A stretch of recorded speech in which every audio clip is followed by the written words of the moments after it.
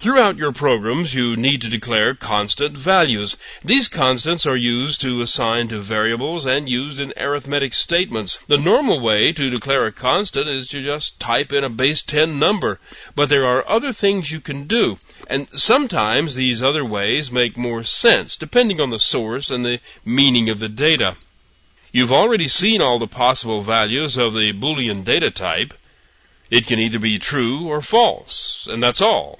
A byte is a signed integer. You can assign a value to it as a simple base 10 number, like one of these.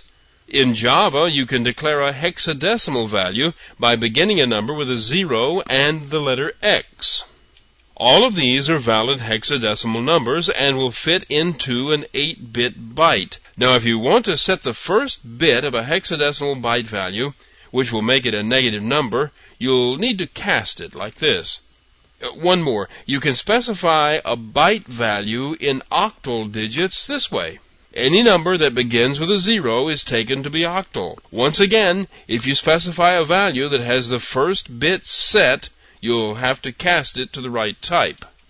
In this example, each digit represents 3 bits, so the rightmost 3 digits cover the whole 8 bits of a byte. The number 7 is 111, and the number 3 is the value of the leftmost 2 bits, which is 11.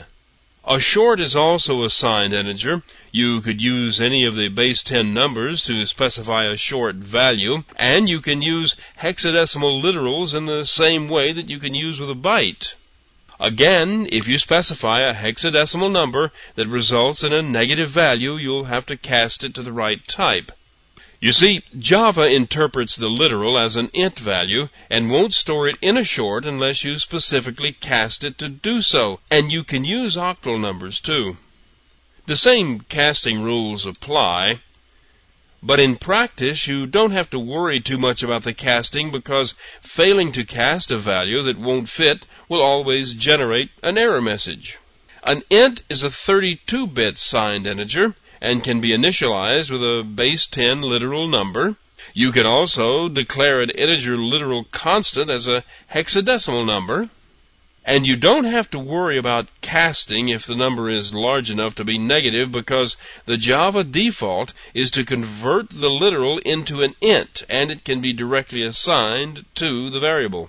The same goes for octal digits. No casting is necessary.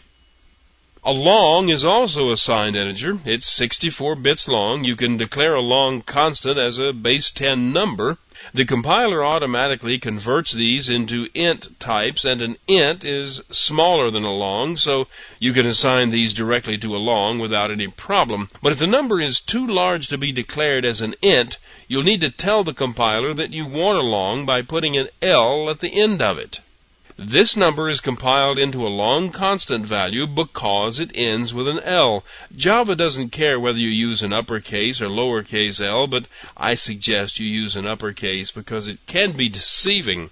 The first number here is an int value of 8,921. The second is a long value of 897. You can also specify long values as hexadecimal digits. And with octal digits. No casting is ever necessary. Any integer value that will fit anywhere will fit into a long. Any numeric declaration ending with the letter F is a real number. It's not necessary to have a decimal point or an exponent in the number for it to be a float, but the F is necessary. The letter F can be upper or lower case, but it must be there for the constant to be a float. You can include a decimal point if you want. You can use the letter E, upper or lower case, to specify an exponent. A double value can be declared by being tagged with the letter D. If you include a decimal point, you can either include or leave off the D on the end because a real number declaration always defaults to a double, not to a float. These are all the literal declarations, except one. I skipped the char data type for now, but I do explain that one in the next lesson.